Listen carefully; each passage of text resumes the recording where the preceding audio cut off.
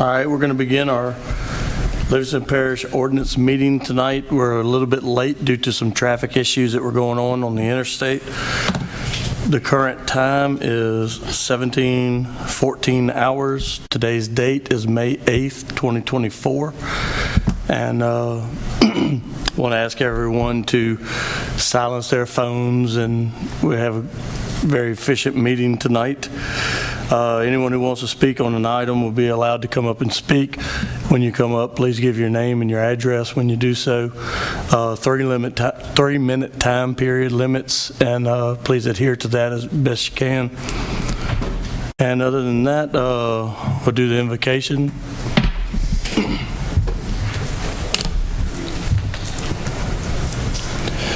Lord, thank you for bringing everyone here safe tonight, and we just want to ask you to watch over us and give us the wisdom to make the right decisions for the people of our parish and have a productive discussion amongst the people that are here. Amen.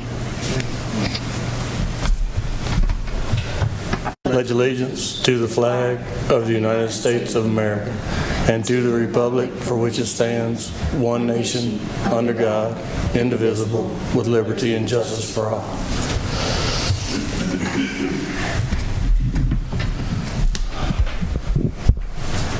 All right, Ms. Raven, can you make sure we have a quorum? Yep, Mr. Coates? Here. Ms. Sandifer? Here. Mr. Shavers? Here. All right, everyone's present. Thank you, ma'am. All right, old business. We had on here discussion of building line setbacks. However, Mr. Gerald Burns pulled that from the agenda, said it was not ready yet. So that has been pulled from the agenda. I'd like to apologize to anyone who may have been here to speak on that issue, but it's not going to make it to the floor tonight. The next one is going to be discussion of LPR 24-13, section 125 through 52, through 125 through 68 of the Ordinance Committee. Discussion to make changes to those ordinances, any plats in the process of being approved at the time would have to come before the council until the ordinance is finalized. Okay, so what this was something that kind of fell through the cracks, and this is regarding the Planning and Zoning Committee. And what we would like to do is make it to where that is an advisory committee, and they would advise us on what they recommend as far as approvals or disapprovals, and bring that to the council for the council to make a decision. Is anyone here to speak on that tonight?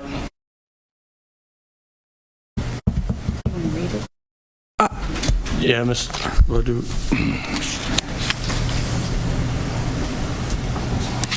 I have a question. Can you go a little bit further and explain it to me again? Of what is it, like what it is? Okay, what it is currently the Planning and Zoning Commission, they approve and disapprove subdivisions. We were all elected on the premise of slowing down development until we can get a comprehensive plan for the infrastructure. Mm-hmm. So we really have no say-so in that at all. Right. So what I'm trying to do is bring say-so back to the council to be able to, if we see a subdivision coming in with 5,000 houses in an area that we know is in the wetlands, or we know is in a position that 5,000 cars cannot be on the road in that area, that we have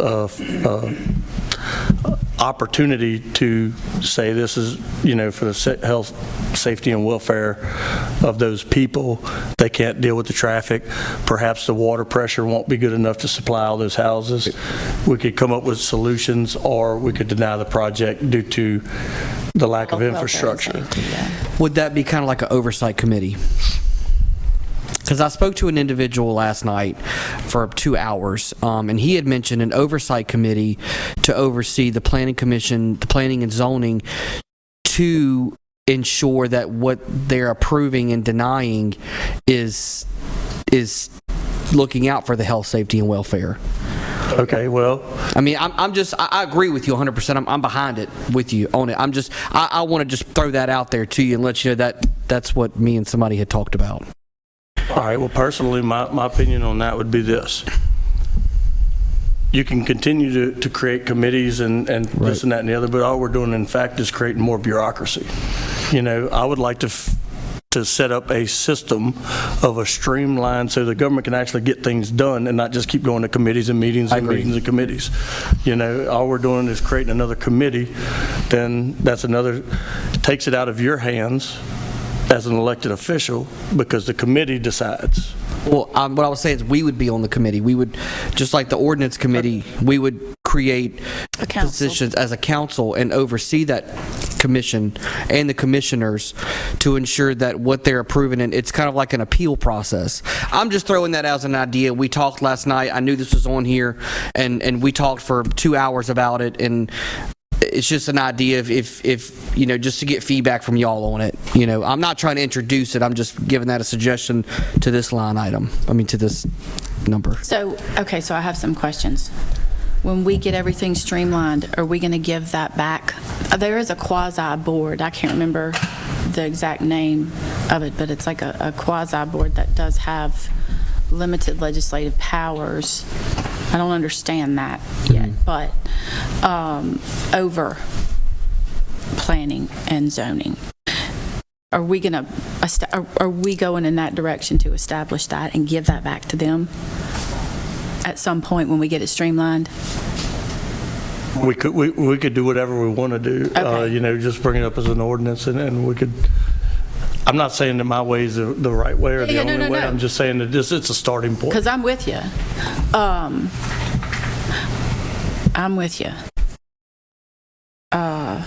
But I know about that middle of the road board. And let me say this. I know that in the past it has made planning commissioners very uneasy because they do not have, I don't think they have legislative immunity. They're not legislators, and they certainly don't have any bonding or insurance, and it makes them nervous. But now, that said, okay, that was said. That has been said. Also, well, anyway, I'll just... I would agree with you. I think that their lack of liability immunity puts them in a very bad position, and it actually is kind of unfair for us to put them in that kind of a position. That's one of the reasons why I want to bring it back to the council. I'm with you. And we're good. State laws governing all this are in check. Miss Sandy, do you remember when this was all implemented? So what is your opinion on that? It's Chris Moody's. Okay, well, all right, we'll look into that. Okay. We'll look into that.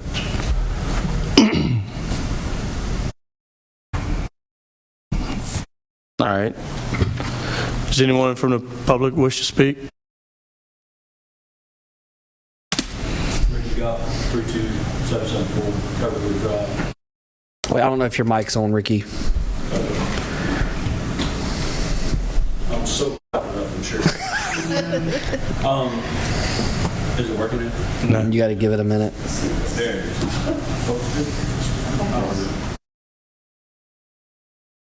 It'll turn red. Hold on. Okay.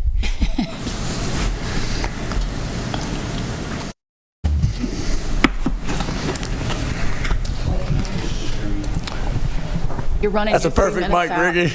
I'm just kidding. Oh, there it is. Now, look, there it showed up. We just had to be I patient. just didn't wait long enough. Yeah.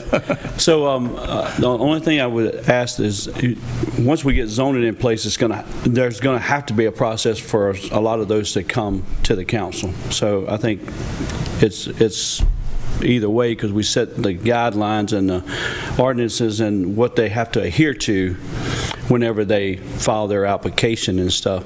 So we're just basically giving it another rubber stamp. That's one. The only two things that I would say is, first is ask Mr. Jerome to research the legality and make sure we're where we need to be by moving that over to us. I think we're fine. And then maybe also Mr. Chris Mooney to weigh in on it, just to kind of give some, I couldn't hear what you said a while ago, but just to get some make sure we're good to go, and then we can either adopt that now or also include it into our future ordinances and stuff. And I want to go back to that whole thing of, I really think we need to change that, instead of that when they have their preliminary meeting. I'm just stuck on the fact that it needs to just say concept meeting, because everybody gets tied into preliminary plat, preliminary this, preliminary that. It's a concept meeting.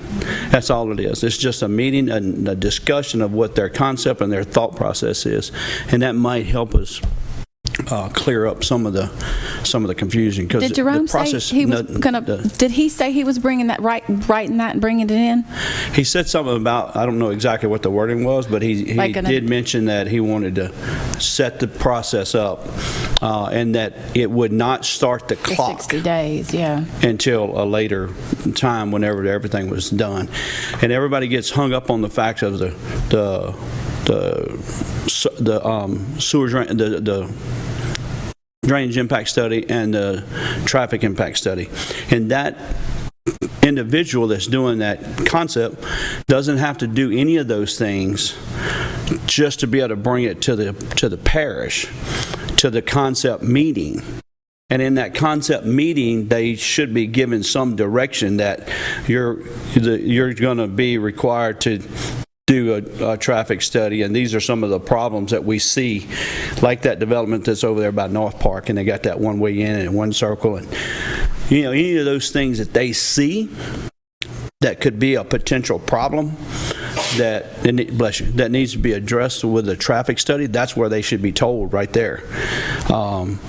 And same thing with the drainage. If this is a low-lying area, which over there, for the most part, it is. I'm just using that as an example. Apologize to whoever owns that.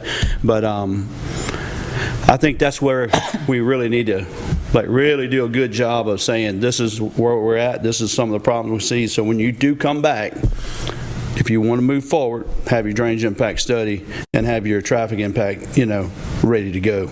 And I think that's what Mr. Jerome is saying.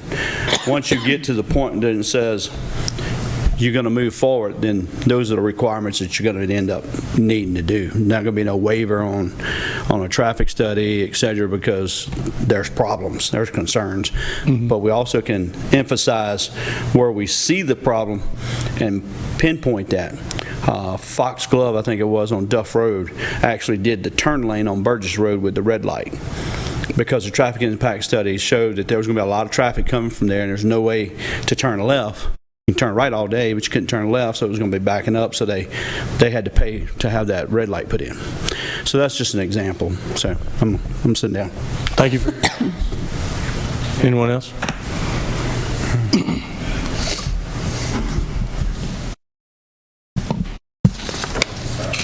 Good evening. Jeff Diamond, 18320 Highway 42 in Port Vincent with Quality Engineering and Surveying. Are we talking about proposing that traffic and drainage impact studies be required before stage 3? No, we're just talking about making the process, the ultimate approval or denial of a plat to come before the council. So we'll take the recommendation from the Planning Commission right now to approve or deny. Right. But we have the ultimate approve or deny, right, is what we're trying to move. Discussion started, that all made sense, but now Mr. Goff is talking about, it sounds like he's talking about requiring studies at an earlier stage. I am. Just me individually. Okay, would that be part of this discussion if this ordinance were to be adopted? It is possible. Someone has brought that up other than Mr. Goff in the past also. So it's something that's being looked at, but it's not part of what we're doing right here, right now. I actually brought that up last time about putting traffic and drainage impact studies, I think at stage 2, and some people had kind of came up to me and said, well, I'm not going to start the process if I'm not even sure I'm going to get an approval. And yeah, so that's I can tell you from the developer and the consultant side of the picture, the benefit to everyone, really, to the public as well, to the council and to the planning commission, the stage 2 approval is a We think this development, as is proposed, in still a largely conceptual form, is code compliant. We don't see any issues with geometry. We don't see any issues with lot sizes, with setbacks, with zoning, things like that. The Planning and Zoning Commission has looked over it. The consulting engineers have looked over it, and the planning staff has looked over it, and they all agree that what exists on this paper and what's described in the applications and all the supporting documents is code compliant. Let's go to a public meeting, let's have public comments, let's have a discussion about it, and let's let the Planning and Zoning Commission make either an approval as it stands now or a recommendation, which is what you're proposing for the future. But that gives everybody a certain level of comfort that we have a project, we have a viable project. Correct me if I'm wrong here, Morgan, but that development's not actually entitled to do anything at that stage. Nothing can be constructed, no construction plans. I guess you could submit them, but they wouldn't be reviewed, and they certainly wouldn't be approved, right? So nothing can happen during that stage, right? So that brings in stage 3, which is the stage during which the studies are produced, the traffic study, the drainage study, the fire safety study, school impact studies, whatever studies are required by the council. Those are produced during stage 3. They're submitting to the parish planning staff, to the ERA staff, and there's a comment and review period. There are comments issued, comments addressed. That goes on for some period of time, and ultimately the ERA will issue an approval for the drainage study, for the traffic study, things like that.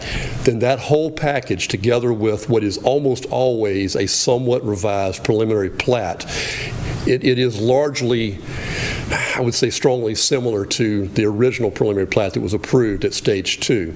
But you'll see changes where the pond size and location may have changed based on the findings of the drainage study, or a drainage servitude may have been relocated because a pond had to move, or a public access servitude had to be moved or created, or a pump station had to be relocated. All the things that get revealed during early engineering design stages, right?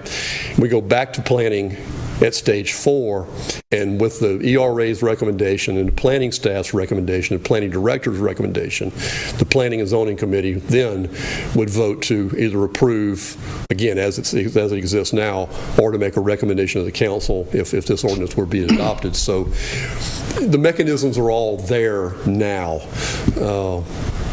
I would give very careful consideration, and I would encourage you to speak with your consulting engineers, and if you have any relationships with other engineering firms or with any developers that you know and trust, talk through that process, and before we fix it, let's make sure that we think it's broken, I guess, would be my suggestion. I can respect the fact that you know the process well. I mean, I'm new to this, but in my opinion, timing is everything.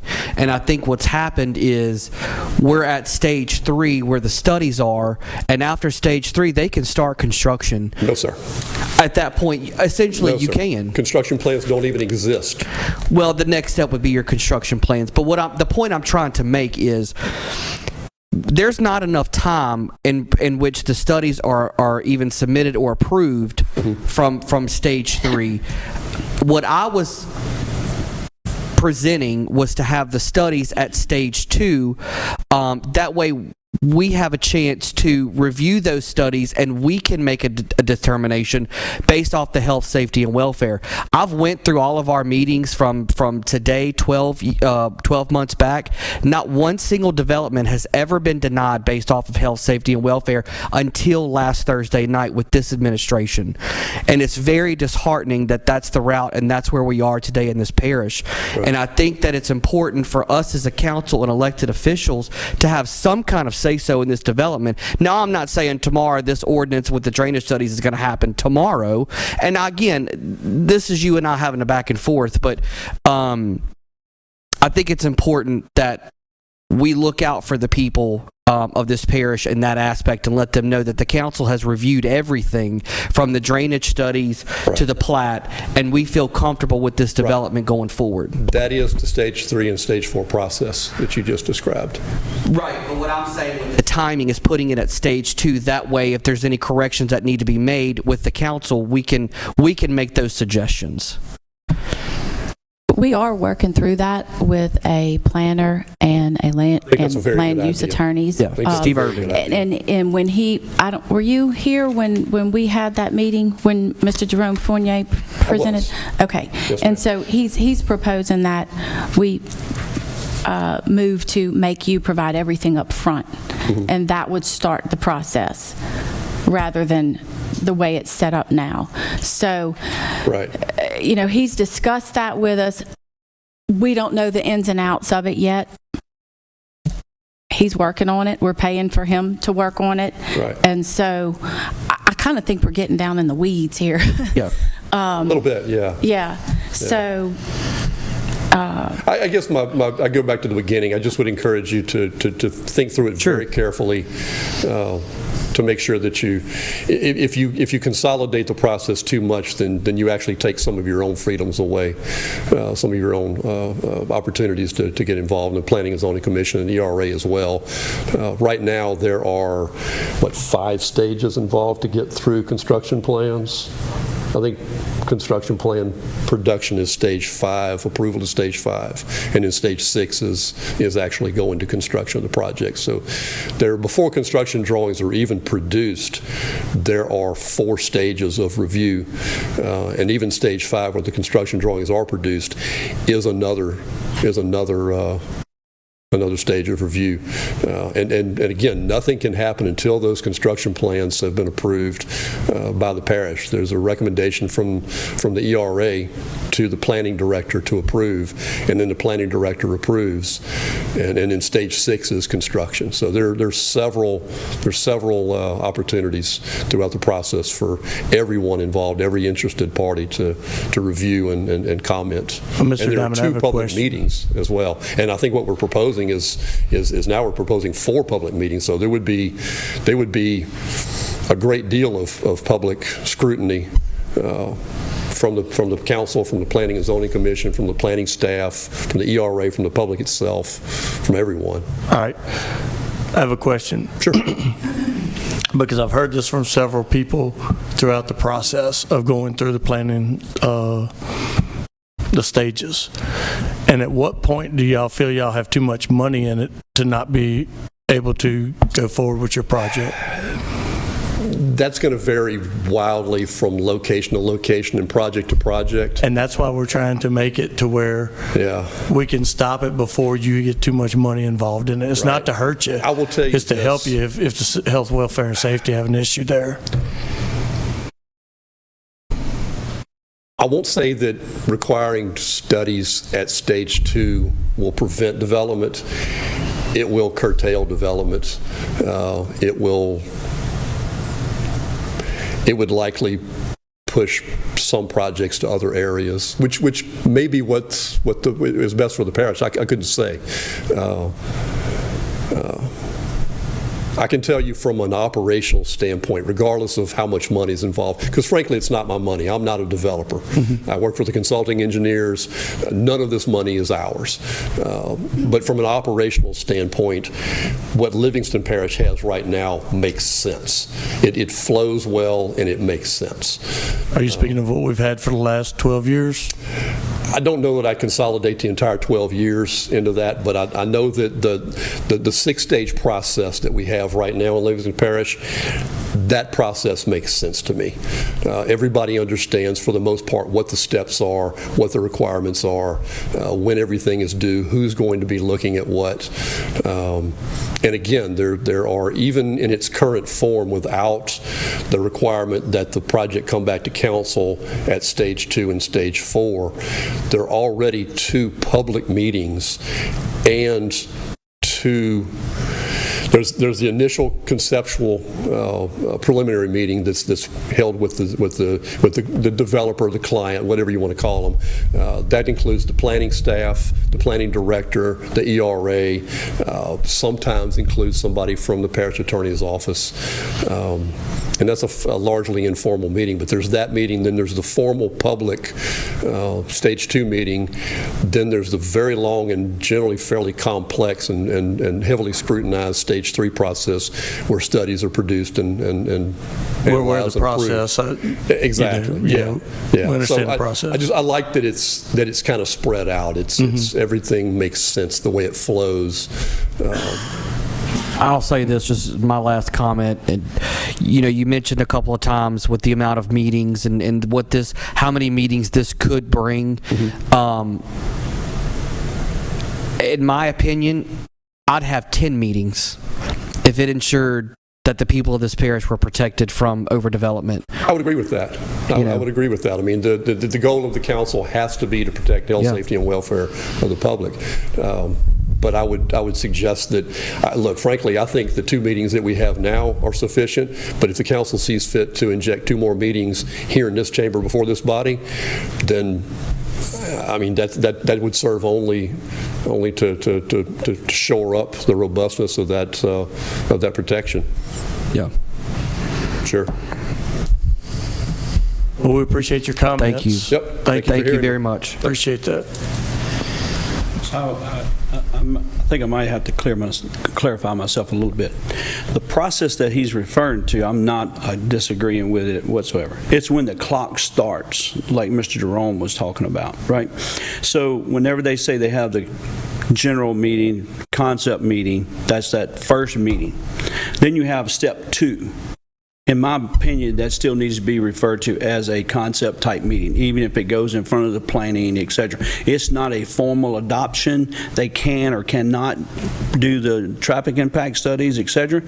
They just need to understand that that's what's going to ultimately be required from them moving forward. So the more that we can digest a particular project, no matter what it is, in the conceptual time frame, the better off we are when we get into 3, 4, when they really have to put the money in it, do the studies, et cetera. And when it comes to this council, I agree 100% with it. When it comes to this council, though, it needs to be went through all of that, had those public meetings, made it the changes, and have it as close to the final plat that it's going to be when it's approved at that planning commission, then that is the final approval. Then it comes to us for another look at it. By this time, everybody should have a real good understanding, but it also gives the public another opportunity, as well as us as a council, to look at the finished project. Not the conceptual, not the middle conceptual. I agree. But at some point in time, we need to understand how much money that they're putting into it. But our biggest issue is when the clock starts. Because if I'm not mistaken, and Mr. Jerome references, is 60 days after we approve it, it could almost be like taken in. And that's where we just need to have more on the front side of a conceptual thing. I don't disagree with what the gentleman is stating, that our process right now is pretty good. But I think we're starting the process and adopting a plan in stage 2, and we don't need to. We need to adopt and have an open meeting on a conceptual plan. I think you're saying the same thing Jerome says. You're just saying it differently. The stage 2 process by ordinance is a conceptual. Can you come up to the mic? Right. Sure. So I just want to make sure that when we put these things in place, that we're looking at both sides, the developer as well as the engineers processing it, because we want a nice, smooth process, but we also want to have plenty enough opportunity to adjust, look at, digest, and people to have input, et cetera, to where we end up with a good finished product. And the more that's in a conceptual aspect, the better off we are. And I think 1 and 2 for sure, and maybe even 3 should be a conceptual meeting. When they come back for 4, which is the final, then they should have everything that they need. And I don't, so I just want to make sure that I was clear. Kind of what I was saying is that I'm not against the way it's laid out now. I'm against the fact that we actually are moving it forward as a recognized project, and it's really just to recognize it's a concept. And that's what we need to look at. It's a concept. Until we get to where they got drainage, they got traffic studies, and all of those things, and this young lady right here stamps off on it, then that to me, that's when it needs to be approved and adjusted or whatever. Okay.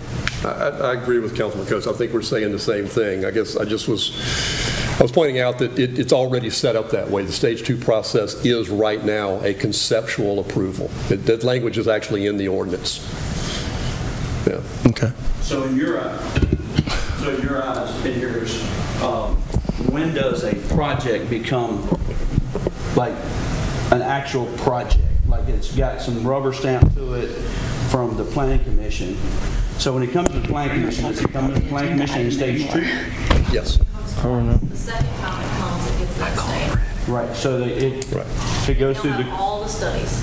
right. So it goes through the conceptual. It goes through the first, and they look at it, and nothing's been approved, and it hasn't. The clock hasn't started, and at that point they go back, or you all go back, and do traffic impact studies, drainage impact studies, things of that nature, and then they come back for number 3. Or number, is that number? That would be number 4. They come back for number 4. So, and I'm happy to be proved wrong here, but I think the way the process works is when an application and a project is submitted to planning staff, at some point it ends up on the Planning Commission agenda, right? When it goes to the Planning Commission, they have 60 days to act. They have 60 days to approve or deny, but they have to act in 60 days. State law says if they don't act, then it is automatically approved, and they have to sign it and write a letter saying it's approved. Okay, let's stop right there. So let's back up to that. All right, let's hold up. We kind of got way off of base of what we were We may be getting too originally talking about. Probably the most important piece of it. Yeah. Yeah, but Maybe we could talk about it after the meeting. yeah, It is- we'll it is have time. fairly We'll have time to nuanced. work out some of those issues that were brought up. I appreciate both of y'all's comments for sure. All right, next C is discussion of waivers for subdivisions previously approved to subdivide in the named subdivision. Mr. Goff.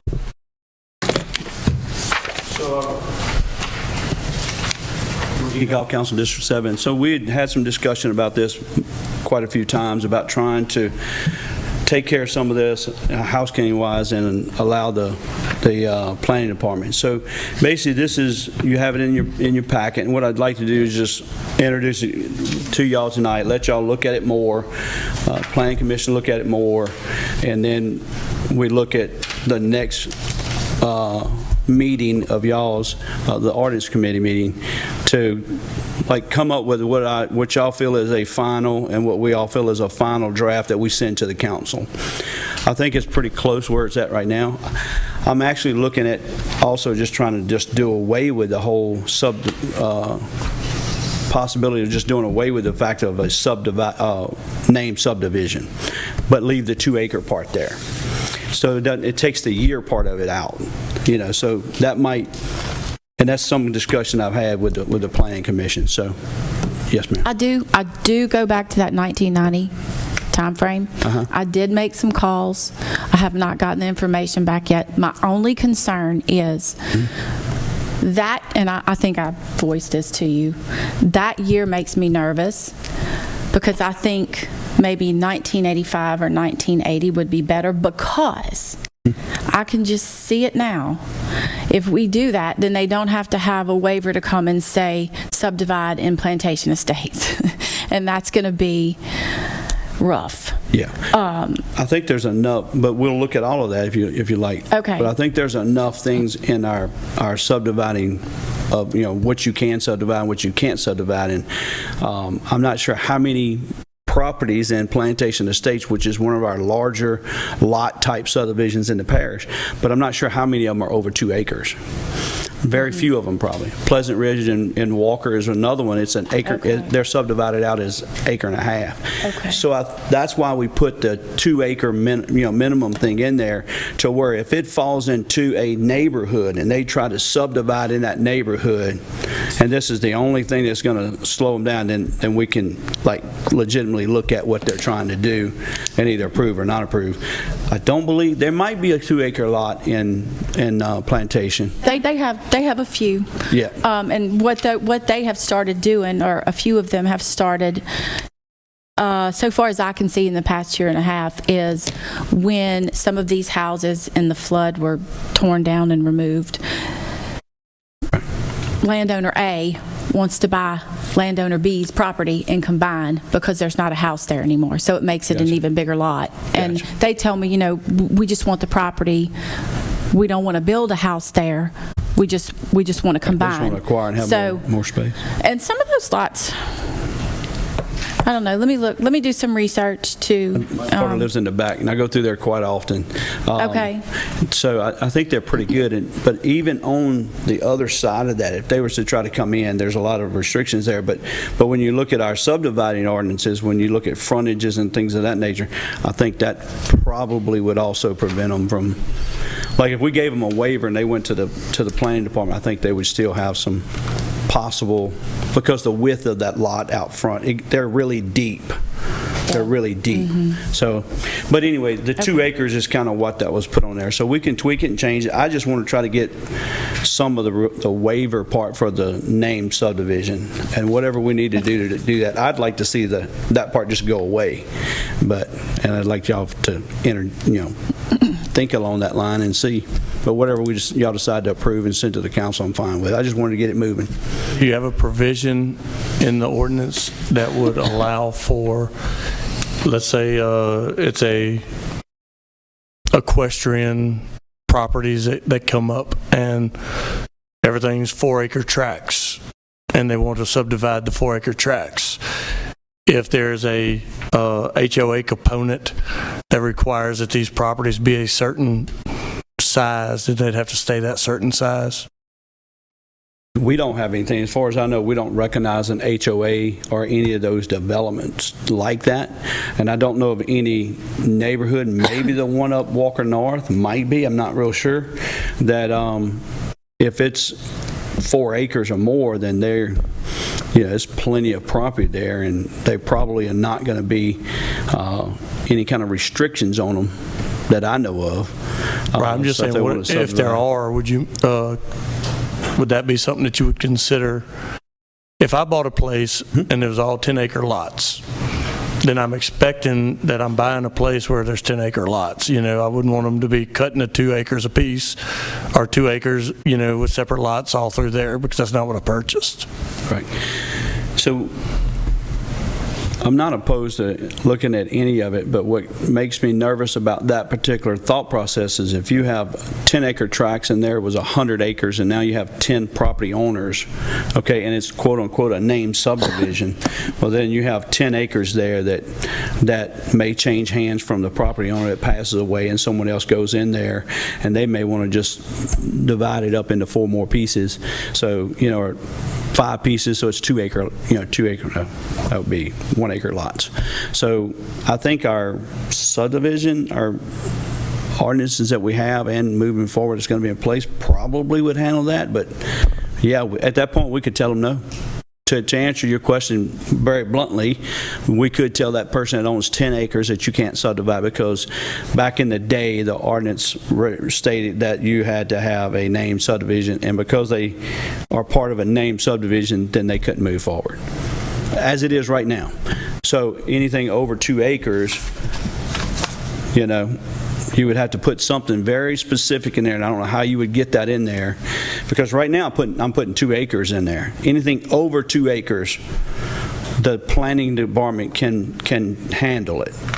If it's a named subdivision from 1990 back, and it's over 2 acres. Okay, so it's everything from 19. I got you. And they're subdividing, and they're going to meet all the rest of the requirements. If it's later than 1990, they're going to have to come to us and get a waiver until we continue to tweak this. And if it's under 2 acres, they got to come to us to get a waiver, to do it. So Mr. Shavers, at the end of the day, what we're doing, a lot of this is we're getting on the backs of the property owners that, just trying to, and in most cases, it ends up that it's a family member has passed away. That's what I've found a lot of times. Are they trying to help another family member move on the property? But Have you filtered this through, Mr. Fournier? I have not. Would you just send it to him and see what he comes back with? Yeah. Okay, that would No just problem. be That's why I really wanted to great. just put it here tonight in the written kind of form and let y'all know that, like the next meeting, we'll tweak it and amend it in Okay. whatever way we want to do. So chew it up, beat it up, make some notes, and then we can look at it, and then we'll leave it from there and send it to the council. If we need to put it off for another month, we'll do what we need to do, and then we'll send it to the council with y'all's blessing. Thank you, Ricky. Thank you so Thank you, much. sir. All right. I would just warn everyone about these large tract developments that happened back in the 90s and the early 2000s where they actually had to put some language in the ordinance about concurrent subdivisions.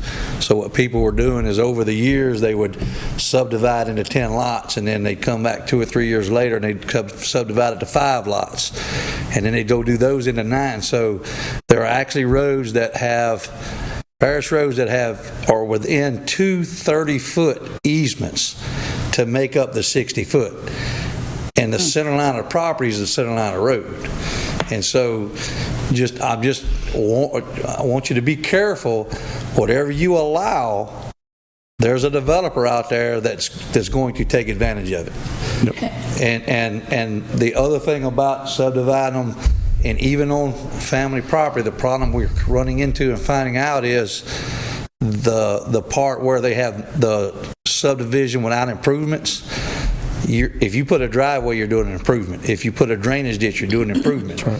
So they're busting out this acre, but then we're having issues with how do you get utilities? How do you get some right-of-way in there for a road? So we'll be bringing, through the Utility Coordinating Committee, we'll be bringing some languages in the next few months to bring to you. But again, that's been the biggest problem that I have seen is when they're breaking out the family property like Ricky's talking about, we're not looking at the whole thing holistically from how are they going to get power, how are you going to handle the sewer treatment? Because if you subdivide a piece of property in the back and break it out for your children, how do you drain that sewer system Right. to somewhere? So, 'cause I deal with it every day with DHH wanting me to give them a letter that we maintain a ditch that the sewer has to flow to. So they have to have a letter of maintenance if it doesn't go to a public road. Well, if I don't maintain that ditch, I can't give them the letter, so then how are they going to drain it through somebody else's property, their sewer system? So there's a lot of little details. I just would, before you make wholesale changes, I would chew through that like Ricky's talking about, every scenario, how it could be, not just major subdivisions. So, thank you. Thank you, Robert. Thank you. Any other comments on this particular item? All right. All right, new business, discussion of evacuation plans for commercial and residential developments, 10 lots or more. Mr. Shavers? Yeah, some changes been made to it. Again, like I said in the last ordinance meeting, this is for the public to come out and give any suggestions, any new ideas about it. But the ordinance will read something like this, and this is a draft, so please don't take it as written in stone just yet. An ordinance to require that developers of subdivisions larger than 50 lots provide the Livingston Parish Council with proof that the subdivision can safely be evacuated before starting construction. So it's going to include, it's 50 lots or more and multifamily. It's not going to be commercial. I know we had talked about that. I think that Yeah. But that's just a draft of it. And again, Morgan, you're more than welcome to correct me. I'm thinking at stage 2 with making kind of like an amendment to stage 2, that it can either go before the planning commission or it can come after the planning commission, but they must have an approval from the council on their evacuation plan from the council before, either before their studies and the, I mean, again, I'm up to what you think. If you think it needs to be different, I hate to put you on the spot, but. But you're on the spot. Probably just work it into. Name and address, please. I'm not giving my personal address. Margaret Sanchez, review engineer. So you can probably, I would think stage 2. Stage 2. Because they're already going to a public meeting, you might as well just make it to where they submit that and then come to y'all right after. Okay. Be the easiest flow. I agree. And this is, the evacuation plan is to ensure that an escape route does not flood before the subdivision and or residents flood. So it's an evacuation route that they can safely get out before their homes flood. So I'm up to any discussion, any changes, any adds, anything like that. Any public comments?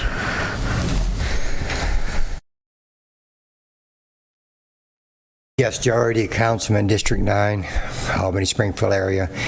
Right now, let's just say, well, summer's coming, hurricane season's coming, and we all went through Ida. But does Livingston Parish, just Livingston Parish, not New Orleans or down south, do we have a planned evacuation route? And could somebody tell me what it is to get out of Livingston? If people get scared and want to go further north, let's say, so what is our plan? As a parish, our Homeland Security Director, Chris Anderson, does, as a parish, we do have an evacuation plan as a whole parish.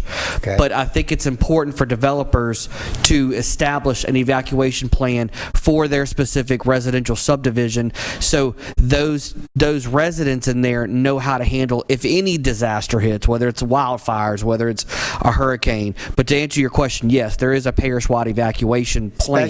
Well, a flood like 16, it hit us. The hurricane, you have a chance in days in advance to go. And with the new building, the parish is going to grow. We know that. So how do we construct and alter this? It's something we need to look at, I agree. But I think Chris and them are working on modifying the evacuation plan to accommodate all this growth. But this specifically just talks about residential subdivisions. And what I would like to see is once the evacuation plan has been approved by the council, that evacuation plan is accessible to the residents of that subdivision. In the event a disaster hits, they know how to get out of there. Yeah, and normally we feel safe up here because we're north off the coastline, but some people don't feel safe, and a lot of people want to go. And then when you see flood water coming from south, people want to get the heck out of the way, and stuff like that. And a perfect example is Jubin Road. There's a lot of subdivisions coming around that area, and I know when it flooded, I knew of multiple families that were trapped on the overpass that couldn't get anywhere. And I felt like an evacuation plan for some of those houses around there, Carter Hills and other surrounding subdivisions, really could have benefited from an evacuation plan of how to get out of there. And I'm not that familiar with Jubin, I'm more over this way, but I know it's very congested getting out of there. And I just want to know that we got the Homeland Security. We do. Yes, sir. They got that in place. Yes, sir. Right, thank you. Yep. Okay. Thank you. And I would like to say one thing, Mr. Erdy, and that is that if there's a storm system that comes, a major hurricane event or something like that, the Department of Homeland Security is going to coordinate through the state offices on primary evacuation routes and things of that nature. Good. Do you want a favorable to recommend? Well, I have one more thing I would like to add. I noticed that you had flood on here, but I think that we should possibly change that to emergencies, disasters, something of that nature to cover more than just floods. I'm with you. Okay. So just to kind of recap of what, kind of like bullet points of what will be in the ordinance. This one or that one? This one. That one. Yeah. 50 lots or more, multifamily. The emergency plan must be approved by the council at stage 2. Morgan, you said after. What do you think as an opinion? Before or after planning commission? After? I take it. Okay. Council must approve after planning commission. The evacuation plan must be provided to all residents in that subdivision once construction is done. And it needs to say emergency disaster, not flood. And I think that's it. You guys okay with me creating that ordinance and pushing it to the council? Yes, sir. Yes. Okay. You want to? All right. Now I'll make a motion to send it to the council. Second. Take a vote, please. Mr. Coates? Yes. Stand by. I was just going to ask, what's the actual evacuation plan need to have? It's going to have routes. So How far out? as far as what do you mean? Like what are going to be the requirements to go into that evacuation plan on like a reviewing aspect? What do we need to be checking for? So basically what it's going to be is the routes are going to be as the roads that come out of the subdivision. It's not going to be like you have to build an extra road out to another major highway. It's going to be an evacuation plan that shows in the event, if you've got multiple streets that come off into a main one, what's the evacuation plan that routes the residents of that subdivision out to a main highway to get out in the event of a disaster. So that's kind of what the evacuation, it's basically just a map. It's like when you go into a school, they have an evacuation plan on the wall that says in the event the school's on fire, this is the route you go. It'll be essentially just like that. And we're just going to review it as a council to say, I feel like this is safe. I feel like what they've got presented as well. Other parishes do it. I'm good with it. Okay. Yep.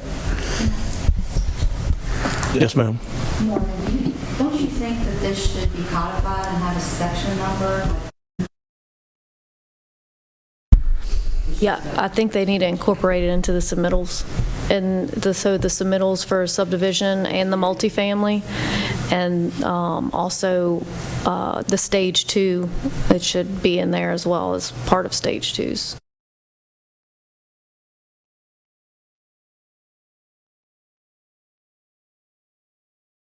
Yeah, absolutely. Absolutely. It'd be permissible. I mean, I think what Morgan was saying also is like, where do we house these things and how does the people get to use? So maybe we could get with Chris with Homeland Security, and then whenever they do that, the developer, et cetera, does their emergency plan, that they take it out to the parishes, wherever the parishes lies, like the adjacent road. You come out, you hit Burgess Road, and then the parish evacuation plan takes over from there. And then maybe we can actually put it on the emergency preparedness website, to where you can just click on your address or your neighborhood, and it would pull up that emergency plan. Well, and I was also thinking like HOAs. If there's an HOA, the HOA president should be able to have it readily accessible on their Facebook page or on if they have a website. If they don't, then yes, I think our parish, we could post it on our parish website to ensure that every resident knows what to do in the event something happens. And it just needs to be, when they prepare that plan, it needs to be prepared in an electronic format. Yeah. It needs to be part of your ordinance, that it needs to be prepared in an electronic format to where when you hand it to Chris can upload it to his website. Yep. And then any HOA or any mom that wants to go over the plan with their kids, whatever. They can just go online, pull it up, and they can use it however they want. And then if it's an emergency, they'll automatically go to that site anyway, probably, and they'll see their evaluation. So should we amend it, because I have it here as must be provided to all residents of that development. Should I amend to say, if there isn't, basically, and this is just ad-libbing, if there's no HOA, will be uploaded to Homeland Security, Livingston Parish Homeland Security website? I don't even think it needs to be given to the HOA. I think it just needs to go to the home provided to the parish in electronic format, and will be housed on the emergency preparedness website. And that's the only way you're going to keep it updated. Mm-hmm. It must be signed by the chairman of the council before it's uploaded. Right. I'd like to add that too. And hand it on to him, and he uploads it, and hopefully we don't have a whole lot of problems out of that. But Thank you, Ricky. Okay, I'm ready to call for the vote. I mean, have we done that? No, we haven't. No, we were in the process. Okay. Mr. Coates? Yes. Ms. Sanford? Yes. And Mr. Shavers? Yes. All right, that passed unanimous. To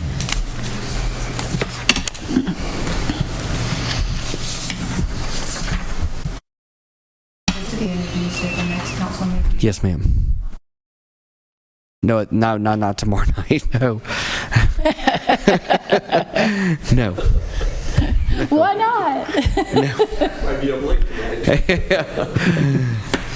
All right, the next one is ordinance discussion of amending section 125-80 servitudes right-of-ways from 60-foot to 40-foot servitudes. Ricky Goff.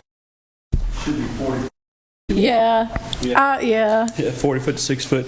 I spoke to Mr. Dugas and try to cover this so he don't have to come up and speak again. But he and I spoke briefly after the last council meeting about this, because there's some discussion of it, and it was in reference to just what he spoke to earlier about the utility access. Where is it going to go, et cetera, whenever they provide that right of way. So I would like for us to go ahead and move it from 40 foot to 60 foot with the understanding that Mr. Dugas brings it, and whatever the utility side of it comes up with. Not real sure. The only reason I can come up with that they moved it from 60 foot to 40 foot because everything is required to be curb and gutter. And the curb and gutter you can do within 40 feet. Is that correct? Why did they go from 60 to 40? Because they were trying to get, landowners were trying to get some of their property. Gotcha. You can't build a road and ditches in 40 foot. Curb and gutter you can. Go down parts of that. That's a 40-foot right of way. Half the ditch is outside the right of way. So what we're trying to do is to make sure, I know it puts a lot of burden sometimes on the property owner, but they got to give us 60 foot. Just because they give us 60 foot and then they want to access the back of their property with a little gravel drive, that's okay. But you can't build a house on that 60 foot. You know, if you put your mobile home on it and then down the road you want a road, then you got to move your mobile home, but at least it's movable. But you can't put a permanent property. Kind of like Mr. Burns's setback ordinance. There's no permanent structures on that 60-foot right of way, because at some point in time down the road, something's going to develop in the back, put a few houses up, and then they're going to want the parish to blacktop their gravel road, and we're not going to have no right of way. And if they wanted to do it, they couldn't build it to the standards that we need as well. So that's kind of what the purpose of this ordinance is. We can send it on. It's pretty straightforward. It's going from 60 I totally to support, 40 to 60. If y'all feel comfortable about moving it forward, we can. I motion to move forward. We can put it on tomorrow night's meeting. I second. Yep. No. All right. All right. Thank you. Ms. Raven? Mr. Coates? Yes. Ms. Sanford? Yes. Mr. Shavers? Yes. All right, so we'll push that on to the next meeting. Let me find. Like tomorrow's meeting? Ricky, you want it to follow in? Okay. Yeah, I just want to clarify. We don't want you to have a late night either.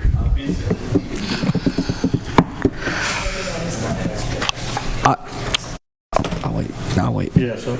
I'll wait. Okay. Is it in regards to the last Yeah. item? Well, go ahead. No. This is going to be the last item. Okay. Yeah. All right. Next item is discussion of solar panel moratorium ordinance by Mrs. Sandiford. That's me. So I'll just read what I have written. An ordinance to adopt a one-year moratorium prohibiting the consideration, submittal, or approval of all solar panel farms or commercial solar power plants within Livingston Parish until such time as the pending studies and ordinances are complete.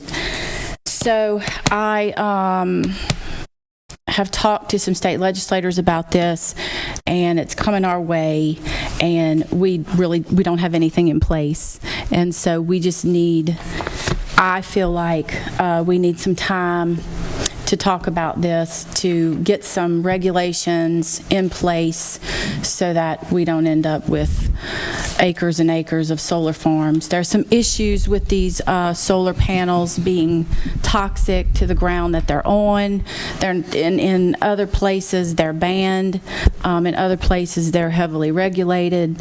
And so I'm proposing that we put a 12-month moratorium in place. I've talked to Brad Cascio about it.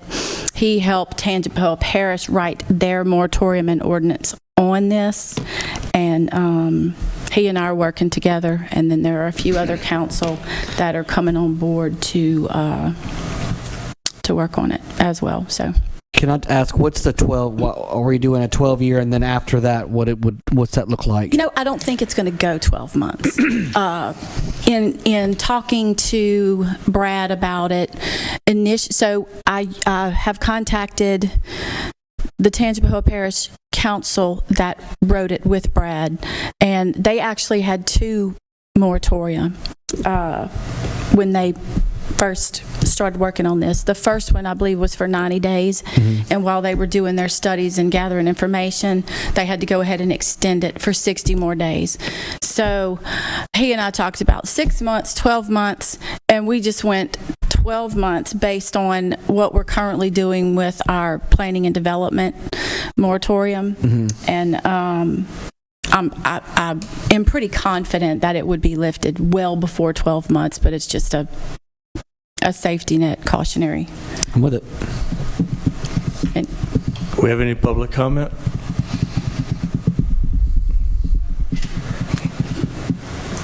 Does anybody have any information on solar panel farms, solar panels?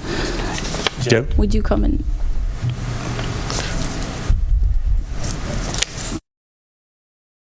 Majority, Councilman, District 9. I'm unlucky enough to have one right next to me right now, so 2 miles down the road. And it's been sitting there dormant for pretty much almost all the time. I think it may have come up briefly, and I did some research into it, as y'all sort of know. I've mentioned here and there, and there's not going to be a plan for that thing except sitting there indefinitely, from what I can understand. And there's discrepancies about the tax exemption and the monies that may be owed to this parish. We need to dig into that. I know that's for the whole council, I get it. But you'll ask me for information, I do have it, so we need to get that in front of this whole council, because it's 65 acres there, and I did a lot of homework on this, and it's going in the ground eventually toxic. I feel like, from my information, that's where this is going to go and everything. So the sooner we can, and look, I look at it's falling apart literally. I mean, the big old panels, they almost destroyed in some areas. They're laying there. The grass is that high. They come out and cut it once in a blue moon. And there's no maintenance. Not maintained. There's nobody there hardly ever at all. it's 2 miles between me and Springfield. Excuse me there, I'm sorry, Mike, but I just hit it. But anyway, you know, I just look at it and say, why is it here? Why are we allowing it to be here? What are we going to do with it in the future? So some of the solar panels are down and on the ground? they're cracked and leaning sideways, but that was an Ida thing to a point. I mean, even after Ida, they come out there and did nothing. That's been that way since Ida? Yeah, it was that way before Ida. Well, it's been there dormant before Ida. Do you know who installed them? Like Entergy installed it, but it's been sold to Jewel out of New Orleans, Joule. I don't know how to find Jewel. Y'all can dig them out of the woodwork. You do? Okay. Yeah, and I think the game plan is what to do. What are they going to do, first of all? And then I think we own that, and we got say-so in it. So we need to move forward on this. And, y'all throw out y'all's information to me. I've gathered what I got together, and, there's some puzzling things about how it was approved. And I think I mentioned that, who had to sign off on that to even be put there. So we need to look into how it got approved, how it ever even got approved. So the council or the parish owns the property, and they signed something. No, I think Entergy, let me back up. I think they bought it, but we had to sign off on that to be put there. Okay. We did. Okay. And along with two other entities. There was 3 entities that had to sign off in the paperwork that I have and everything. So, and I don't understand why. It doesn't make any sense to me. So who can help me with this to dig into it? That's maybe you can find out more in some form or fashion.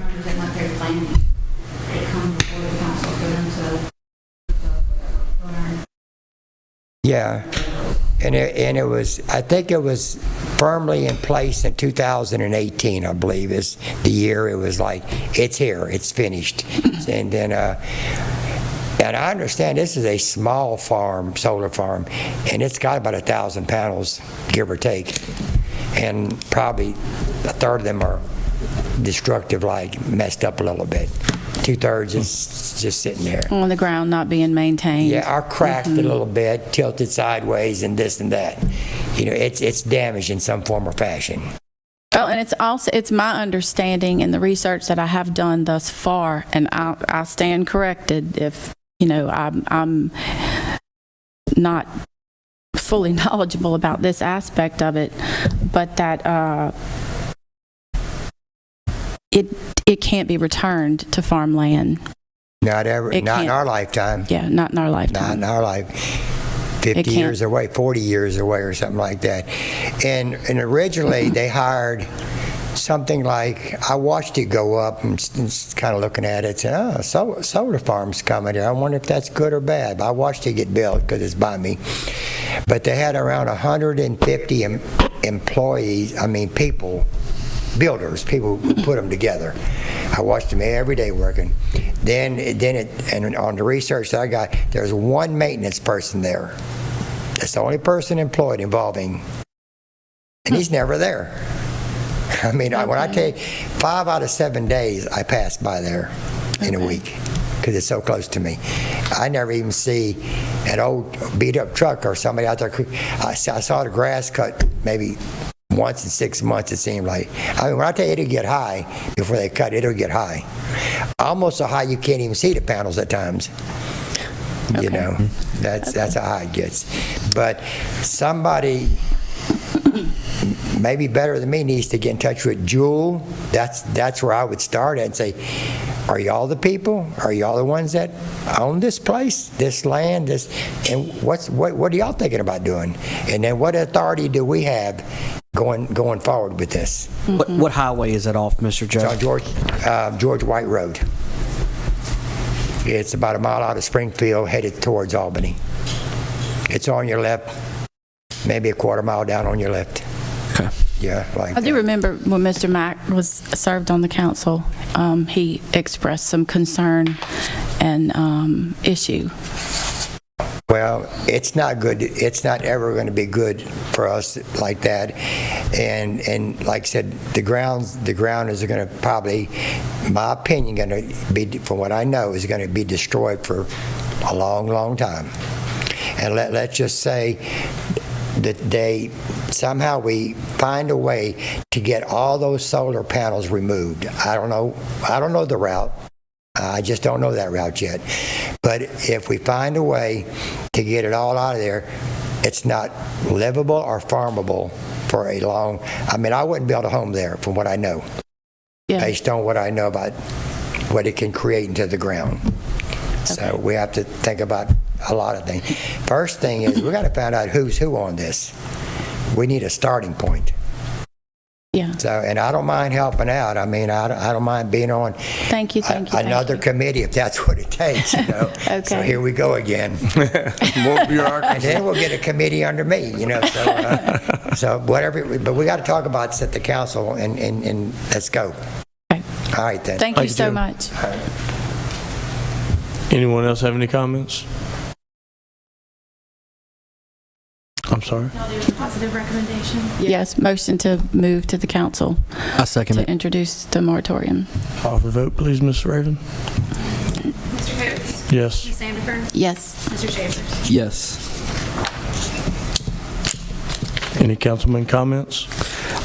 Yes, I want to make a motion to lift the agenda to include an additional ordinance committee member to be on here with us.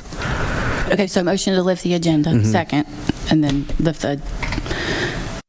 Call for the vote. Raven? Mr. Coates? Yes.